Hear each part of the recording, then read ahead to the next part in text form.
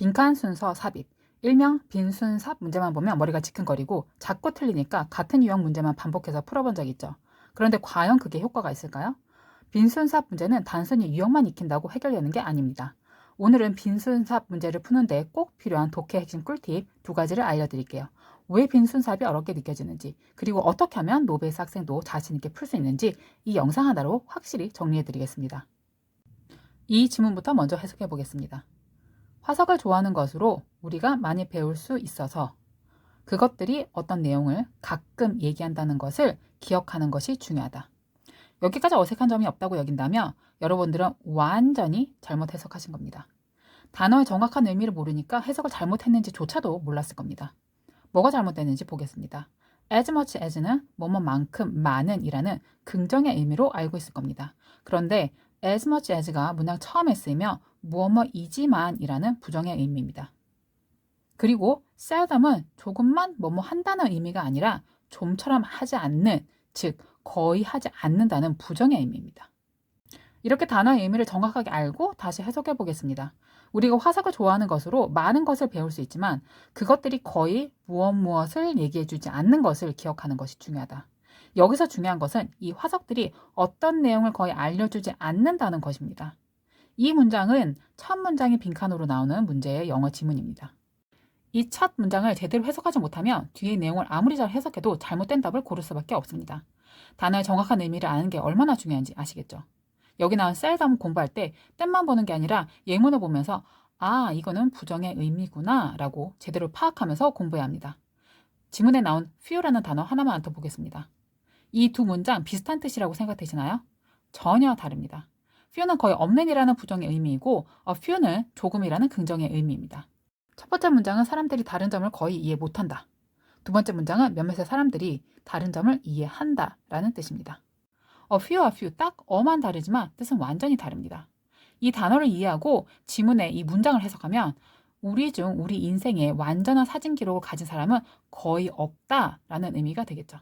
예시에서 보듯이 정확한 단어 의미 공부가 얼마나 중요한지 이해됐다면 이제부터 단어 공부할 때 뜻도 정확하게 공부하고 예문으로 단어의 활용도 꼭 공부하세요. 두 번째, 지문의 해석에서 중요한 것이 글의 흐름 파악하기입니다. 지문을 보면서 자세히 설명드리겠습니다. 모든 영어 지문에서 그 지문이 말하고자 하는 주제를 잘 파악하는 것이 가장 중요합니다. 그래서 지문의 첫 문장에서 내용의 주제를 파악하고 그 주제의 흐름에 맞게 글을 읽어나가야 합니다. 이 지문에서 첫 문장에서 이 화석들이 잘 알려주지 않는 내용이 뭘까 생각하고 다음 문장으로 넘어가야 합니다. 만약에 글을 읽다가 흐름을 놓칠 것 같으면 옆에 필기를 해두세요. 화석, 말하지 않는 내용, 이렇게요. 그리고 읽어봅니다. 현대의 곤충은 종이 다양한데 화석은 아니다라고 합니다. 여기 내용은 화석의 다양성이 낮은 이유입니다. 그리고 화석과 가족 사진 앨범이 비슷하다고 하네요. 화석, 사진, 이 둘이 무슨 관계인지 생각하면서 나머지를 읽어줘야 합니다. 사진을 많이 찍을 때도 있고 거의 못 찍을 때도 있다고 합니다. 그러면서 완전한 사진 앨범을 거의 갖고 있지 않고 화석도 그렇다고 하네요. 우리가 과거에 정확한 사진이 있기도 하고 아니면 큰 공백이 있다고 하고 우리가 그 공백을 알아차릴 필요가 있다고 합니다. 처음 주제에 맞춰 글을 이 흐름대로 읽으면 화석이 말해주지 않는 거, 화석과 사진의 비슷한 점, 완전한 사진 앨범이 없다. 아, 완전한 사진 앨범이 없다. 그러면 화석도 완전하지 않다는 거네. 아, 모든 이야기를 해주지 않는구나. 그래서 1번이 답이 되겠죠.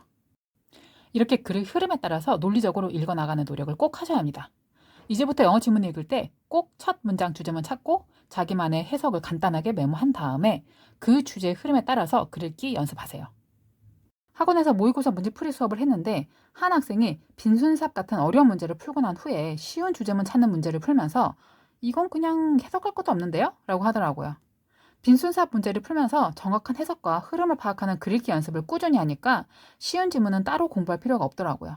여러분도 꼭 오늘 말씀드린 2가지 방법으로 공부해보세요. 처음부터 많은 문제를 풀 필요는 없습니다. 하루에 영어 지문 하나씩만 공부해도 충분합니다. 제일 중요한 건 매일마다 꾸준히 실천하는 거 다들 아시죠? 한 달만 공부해도 놀라운 변화를 느끼실 겁니다.